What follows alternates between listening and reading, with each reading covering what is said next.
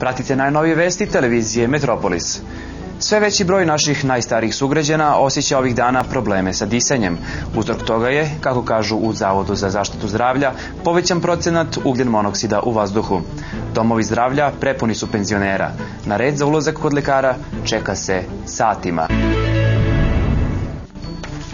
75-godišnja Marica Nikolić sedi u čekaonici Doma zdravlja Vračar. Predala je zdravstvenu knjižicu i čeka da je prozovu. Pavlović!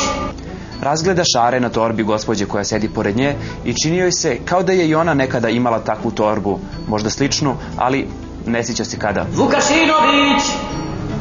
Gospođa sa torbom čudnih šara počinje da pretura po istoj tražeći bombonu. Stević! Marica Nikolić budno prati razvoj situacije. Iz torbe, drhtava ruko smežurana, ispadaju sljedeći predmeti. Papirnata maramica, 2 novčića, bombona. Ima li Stevića? Gospođa se saginje da pokupi novčiće i maramicu. Marica Nikolić joj pomaže i podiže češalj. Petrović! Na njemu primećuje dugačke dlake, svetlo plave kose. Baš onakve kakvu je ona imala pre 50 i kusur godina, Marinković! kad je ono za kraljicu bala izabrana.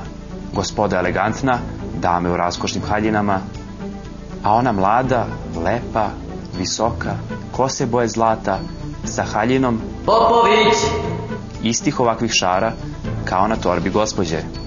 Stevanović! Bio je to njen prvi bal. I mladi advokat Hadži Tonić je bio tamo. Plesali su i plesali i plesali, a onda je došao trenutak izbora najlepše dame, kraljice bala. Ivanović! Nije shvatala zašto svi tapšu i gledaju u nju. I zašto i mladi advokat Hadži Tonić ljubi ruku. I zašto i evo princ prilazi sa krunom kraljice bala. Od silnog uzbuđenja nije ni čula da su baš njeno ime prozvali. Nikolić! Nikolić!